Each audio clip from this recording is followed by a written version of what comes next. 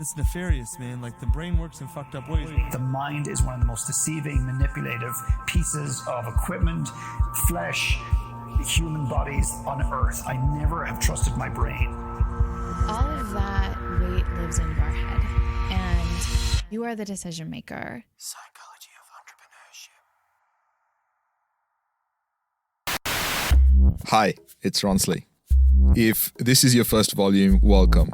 This is a weekly series where I go inside the mind of an entrepreneur, artist, athlete, academic to decipher what is the psychology of our decisions. Happy New Year, everybody, and thank you for my Christmas presents. You know, because in the last volume, I asked you to share this with your friends for Christmas as like my, Christmas present. Anyway, I'm actually scripting this on the 18th of December, almost a whole month before it goes live. I can't tell you the sense of accomplishment I feel as a result. The accomplishment comes from having this amazing bunch of humans who are part of the team here at Must Amplify. They put so much into their work, and I'm blessed to be able to lead them. But enough about me. You know, I've been talking about my next guest from volume 1 when I spoke to this person. Society doesn't reward us with emotion.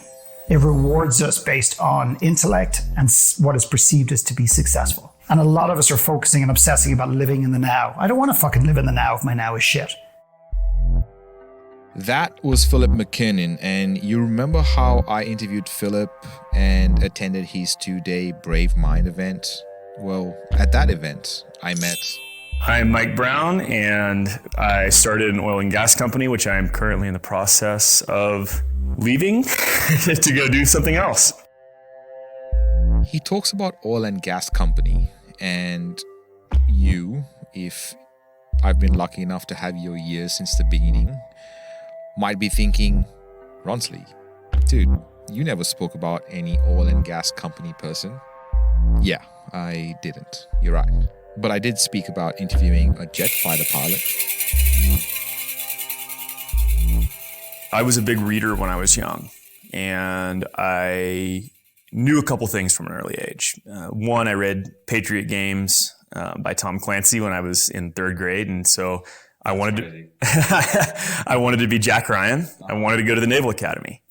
So I oriented my life around going to the Naval Academy because that was my goal. And so when I got the acceptance letter to the academy junior year, like that, I remember very distinctly that being a huge win, because that was the first time I had really worked for many years on one singular goal and then saw that actualized. And so that was a huge day.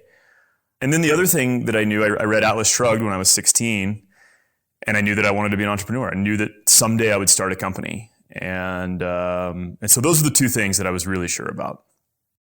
That was an interesting insight into how driven Mike is. But also, I love the bit when he says...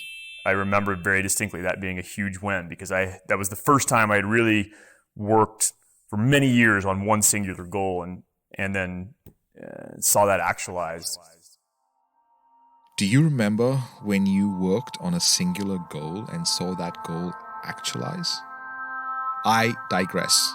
So, if reading Patriot Games got Mike into the Naval Academy, how does he remember becoming a jet fighter pilot? Because if you aren't aware, you can't just go to the Naval Academy and become a jet fighter pilot. The success that I never wanted, which was getting to fly jets. So after my Naval Academy experience, I said, I'm never going to be in the bottom again. I'm always going to be on the top now so that I can pick my own destiny. So I decided to graduate number 1 in my flight school class, which allows you to pick what aircraft you fly. So I worked really hard and got number 1 and got called into the CO's office. And I told him I want to go P3s, which is a big spy plane that is land-based. Right. And he said, nope, the number 1 guy goes jets. F-18s is basically what he was saying, which is not to say that one is better than the other, but the elite performance is typically associated with the fighter guys, mm-hmm. and so going into the F-18 community ended up being the biggest success that I never wanted, and it really changed my life going into that squadron and just seeing the way they operated, and I really felt at home for the first time.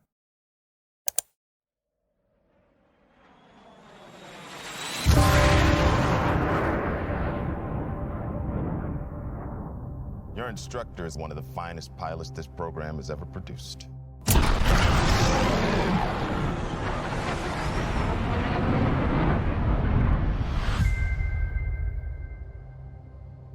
His exploits are legendary.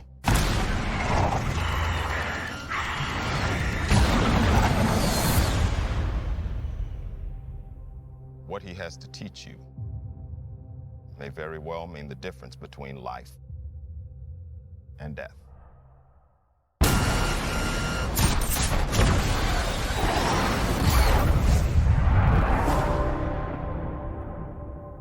Your reputation precedes you.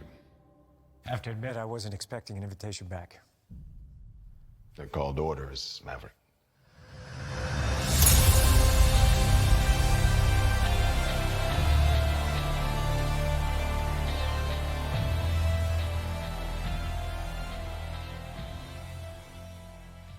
If you've been living on Mars, that is the beginning of the trailer to Top Gun Maverick, out in cinemas June 26th. And no, this volume isn't sponsored by Top Gun.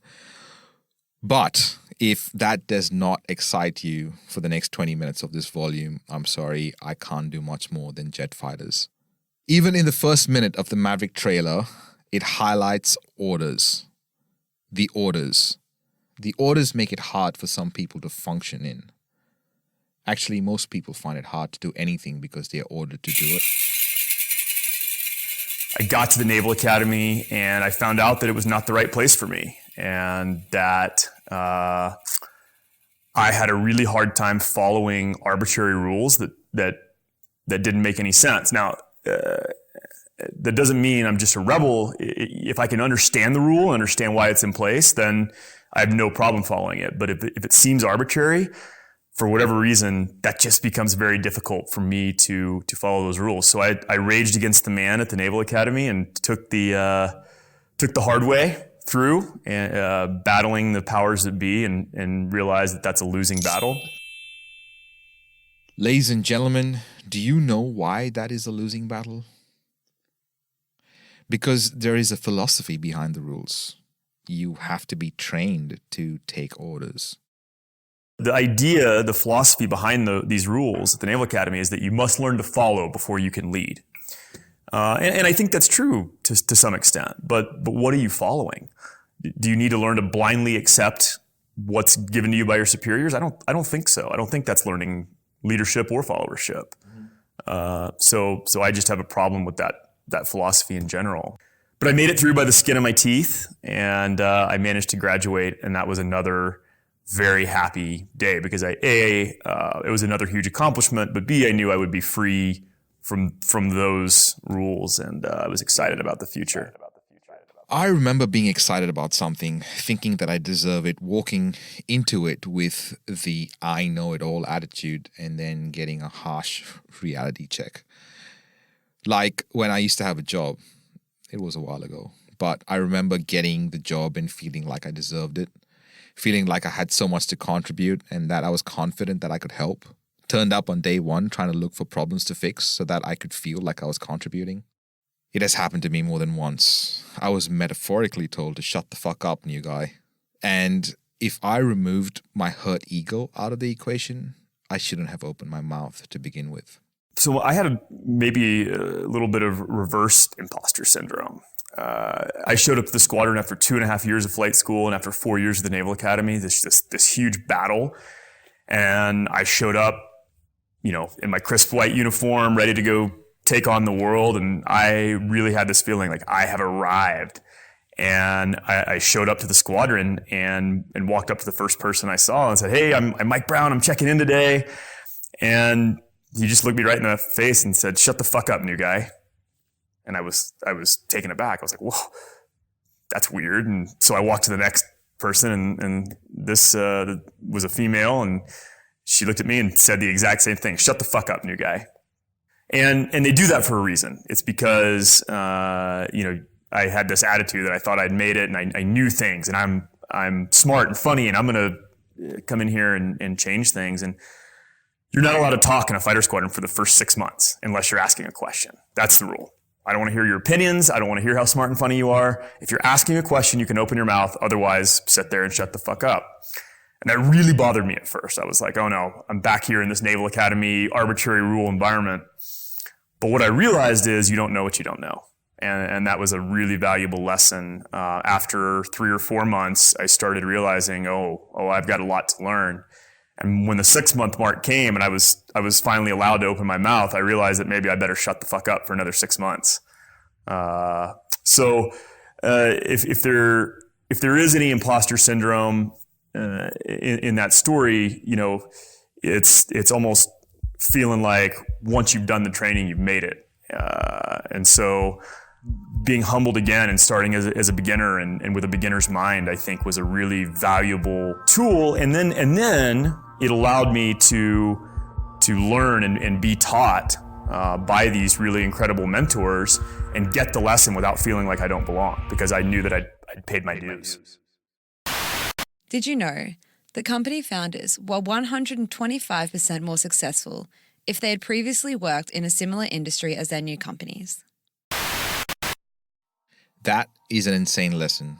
I learned so much humility from just understanding this rule. The rule that before you change anything, understanding why and how things work currently. Listen before you speak. Plan before you execute. Train before you race. The lessons are everywhere, and we ignore them all, looking to speak, execute, and race because they make us look good. Maybe. Could we extrapolate the good things into a business environment? Probably. Because I do feel like a lot of us get into business like the new guy. And anyone can start a business. So the failure comes when you can't keep the business going. But that isn't the end of the world. You live to fight another day in business. But for a jet fighter pilot, failure in the field is death. How do you prepare and plan and train and listen before you go up in the sky, Mike? To break down a typical high-level exercise flight in the Navy, we might plan for 8 to 10 hours, brief for 2 hours, fly for an hour and a half, and then come back and debrief for 4 hours. So the amount of time that you're putting in on the ground in preparation and then analysis vastly dwarfs the time you actually spend in the air executing the mission. So I think if you take that mindset to business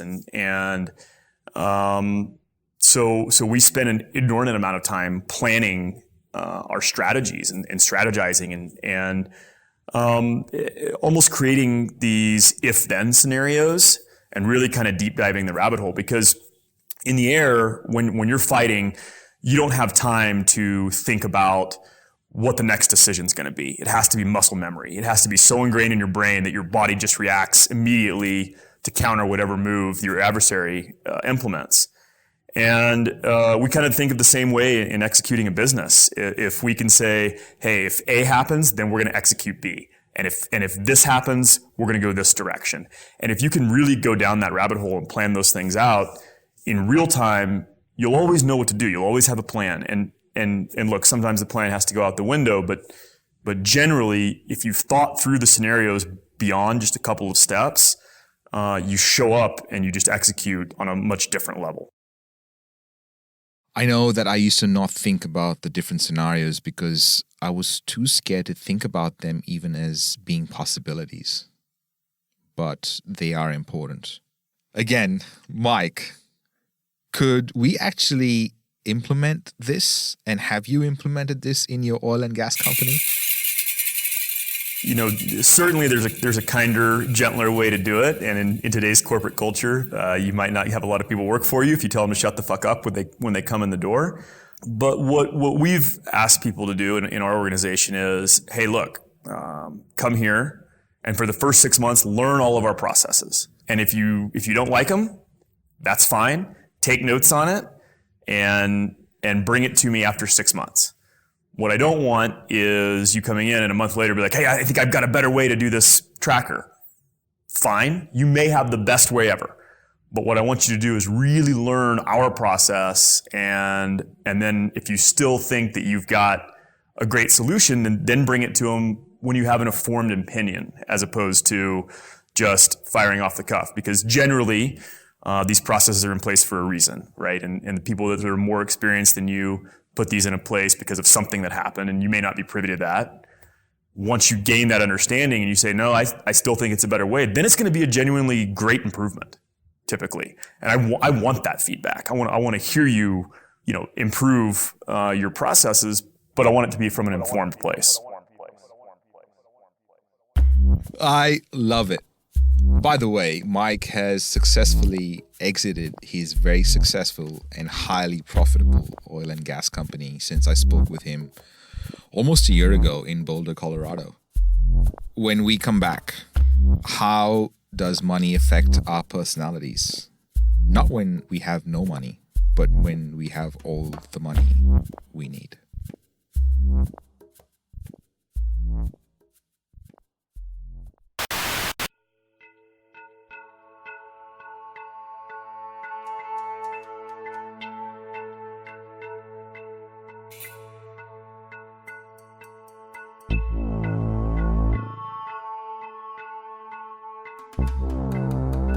Psychology of Entrepreneurship. The main objective of this audio project is to bring together entrepreneurs and creatives who share similar values in a place where conversation can be had without judgment. A place where our listeners can give us constructive feedback to improve this show with topic and guest recommendations. For access to full-length interviews and access to that place, go to mustamplify.com/POE and click the button.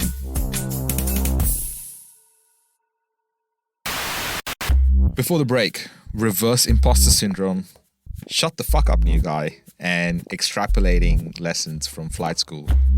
Now I was getting into some real phenomenal conversation about extrapolating lessons from being a jet fighter pilot, especially the benefits of in-depth risk management and problem solving. You just have to start finding value in the process, and there's plenty of times where you plan. You always want to plan worst case scenarios out. Okay, well, what if this happens, and then this happens, and then this happens? And what's the reality of that ever happening? It's very low, right? But the value comes in thinking through how you're going to get out of that scenario. And then when only one of those things happens, it doesn't seem like a very big deal. It's not an emergency. You've only got one problem. If you had 3 compounding problems, well, now things start to get stressful. But because you've already talked about it, when you only have one problem, it's a pretty easy fix. It is a pretty easy fix. I suppose it feels like an easy fix because of the reps that you put in. Right, Mike? For a brief, for example, you might have to talk for an hour and a half on the entire flight, all of these different elements of the enemy and our tactics. And a lot of people might rehearse the brief once, and generally it goes pretty well. And then, a few guys might rehearse it twice. And what I found is that if you rehearse 4 or 5 times, where on the 5th time it starts to get really painful, by the time you're delivering that brief, the execution is just at such a high level that extra work shows because you've gotten the reps in, right? And so I think that the same is true of businesses. Before we're going to launch a new campaign or new process, we really sit with it and rehearse it and talk through all of the scenarios, again, so that when it comes up, it's not the first time we're seeing it. That's really, I think, the most important thing is that if your brain's at least had a chance to process something beforehand, you're going to make better decisions in the moment. Do you remember when Mike told us about when he showed up to the squadron? And I showed up to the squadron and walked up to the first person I saw and said, "Hey, I'm Mike Brown. I'm checking in today." And he just looked me right in the face and said, "Shut the fuck up, new guy." And I was taken aback. I was like, "Whoa, that's weird." And so I walked to the next person, and this was a female, and she looked at me and said the exact same thing: "Shut the fuck up, new guy." I bet that must have felt hard to listen to. Maybe for some of you. It was for me. But all those things adds up to less people dying in the sky, I suppose. But what was the greatest tool Mike thought the fighter squadron could give us to discern performance? The greatest tool, I think, in the fighter squadron for discerning performance is debrief. It's something that I think is very overlooked in today's culture, which is look back at what just happened and how can we improve. And, in the fighter squadron, we don't talk about what you did well. That's just expected. But we like to say that we thrive on criticism. And so every time we get back from a flight, we might spend the next 2.5 hours talking about all the different little nuances. And there's no such thing as a perfect flight. And it almost becomes a game to try and see how well you can do and then come back. And then you're almost just begging for the criticism to see where you can improve for the next one. And I think creating that environment really allows people to be their best because they get immediate feedback. They're given next steps in order to improve. So they walk away knowing exactly what they have to do in order to show up the next time even better. Do you know what you got to do to show up the next time even better? Do you? Mike? Really, it's been kind of the journey through entrepreneurship, starting to listen to podcasts and read business books. And I started hearing a lot about this meditation thing, and everyone's doing it, so I better start doing it too. And I've always been very interested in consciousness and how the brain works. And so reading stuff by guys like Sam Harris and Jonathan Haidt really made me start kind of going down this self-discovery path. And I found it to be really rewarding to have to sit and think about the things that maybe you don't want to, or maybe you're too scared to. And it's certainly difficult work. But the gains that you get on the backside of overall satisfaction and happiness, I think are so worth it. So maybe the impetus was the fact that I had always been checking boxes my whole life, and I was always meeting the successes that I laid out for myself and achieving these goals. And I found out that what happens then when you've achieved all the things that you set out to do, then what? If that doesn't fill you up, what are you going to do?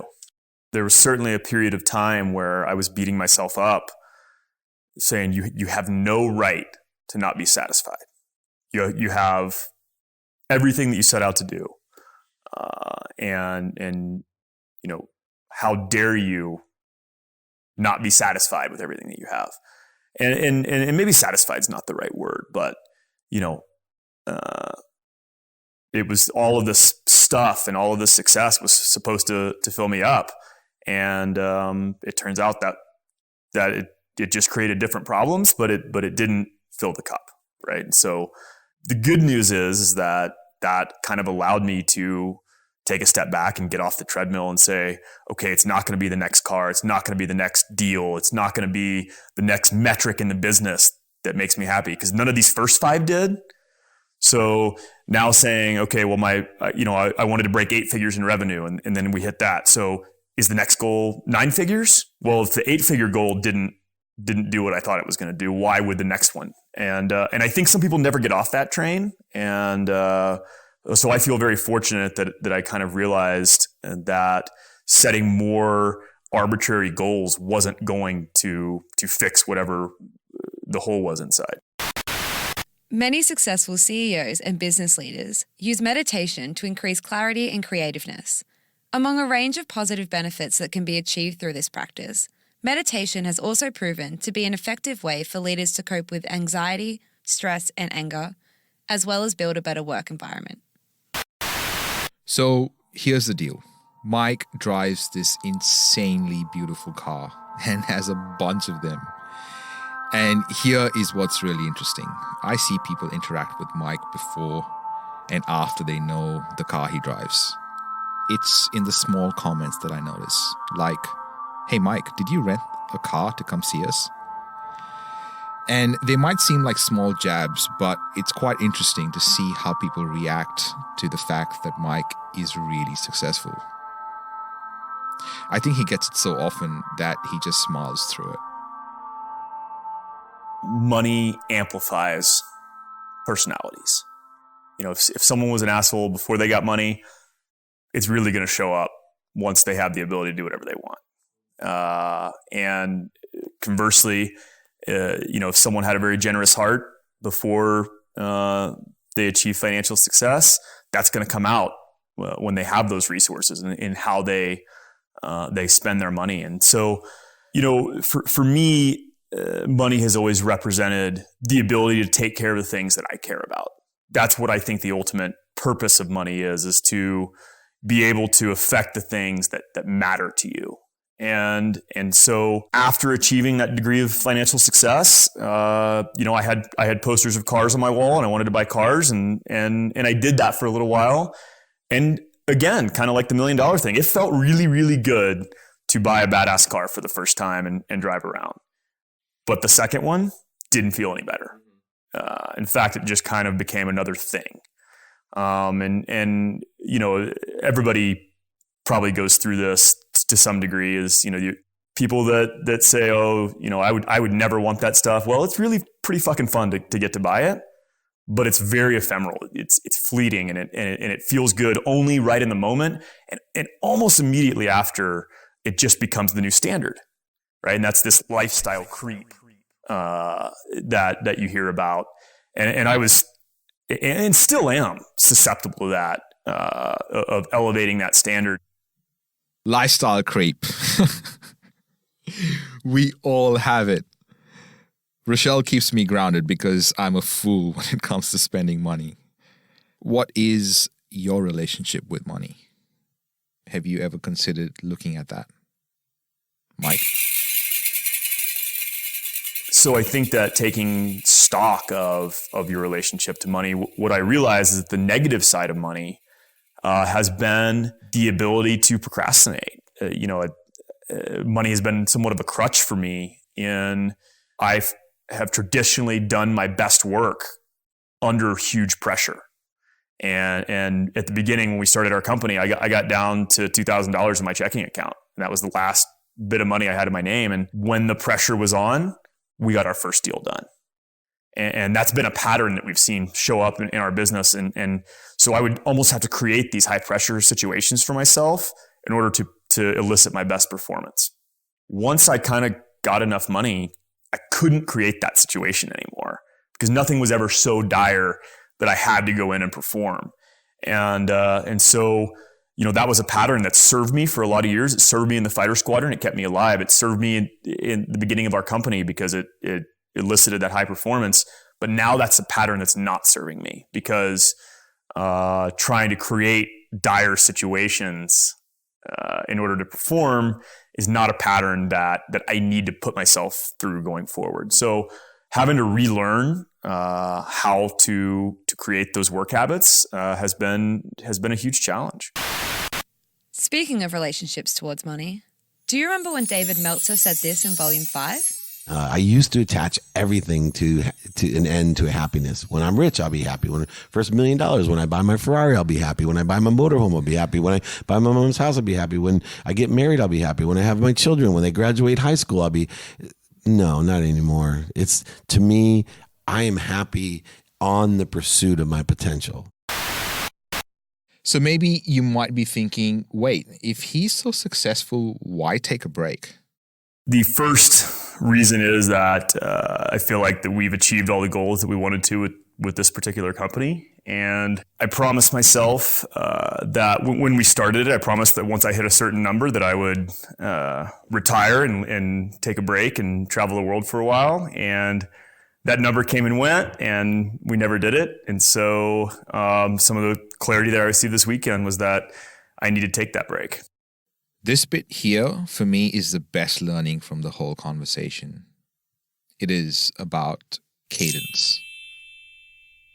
People go there looking for different things. And for me, I was seeking what I was going to start next and what I was going to do next. And this has been a question that's consumed me for 18 months, probably, just thinking about, almost kind of a Spider-Man with great power comes great responsibility. And I've been successful enough at this company that now I have the freedom of time and money. And so with that responsibility, I just felt this incredible pressure to start something new and to start something great that helps people and that fills up my soul. And I do still believe all of those things. I have great talents and I have a lot to offer this world. And so I think there is some level of responsibility to try and leave it better than you found it and help people that haven't had the same opportunities that I have. But I also think that I know that cadence is really important as well. And right now, I think that taking some time off to kind of think about what that looks like rather than forcing it and rather than jumping right into the next thing is the right thing for me. And so the sessions this weekend really just gave me permission to come to the answer that I already knew, which was that I want to travel with my family for a few months or a year. See, maybe because I'm a recovering runner and that I understand cadence because I'm a runner, but it isn't the case with anything I dissect. If you can find cadence, which by the way has many definitions, rhythmic flow of a sequence of sounds or words, the regular rise and fall of the voice, the human voice, or even a set of chords at the end of a piece of music. Here is how I'd like you to think about it. Everything has rhythm. If you can find your rhythm with the things you do regularly, your reps, you will achieve cadence. Once you have any cadence, however slow it is to begin with, it allows you to get faster in the long run. And in 2020, my team and I will be looking to explore just that on this show.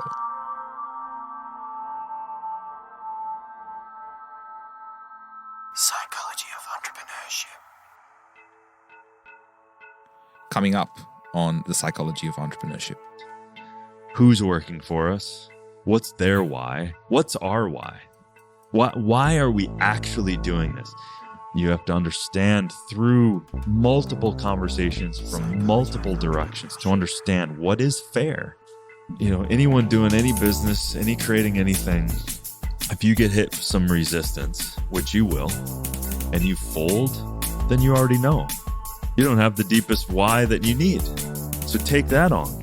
So it's all about every opportunity to investigate the opportunity. Unfortunately, the sad part of the industry is you can sell that stuff, and it's selling all over the place. Anyone grieving anything, I would just say, don't try to push it away. Just face it straight on. Psychology of Entrepreneurship. This is a Must Amplify production. Special thanks to every guest expert that has appeared on the show. Editing and sound design by Kelly Bonnyman, Joel Thomas, and Nemanja Bakovic. Voiceovers by Kelly Bonnyman. Guest research and content by Claire Gould and Corinne Castles. Project managed by Shannon Morrison. Produced and hosted by me, Ronsley Vaz. For more episodes and where to listen, go to mustamplify.com/POE. Hey, it's Kaylee from Must Amplify. I'm the sound engineer for this volume of Psychology of Entrepreneurship. I'm a part of the team that made this production come alive. Our team consists of members from all around the globe, with our headquarters based in West End, Brisbane, Australia, the land of the drop bear. For more about the cool stuff that we're up to and to work out of our studios, head to mustamplify.com. Are you still listening? Here's our little gift to you for sticking around. It's a pretty easy fix. I suppose it feels like an easy... By the way, Mike has successfully exited this... My mouth isn't... Oh. Does psychology have a P? No, it doesn't. It does. It has a P, doesn't have a P.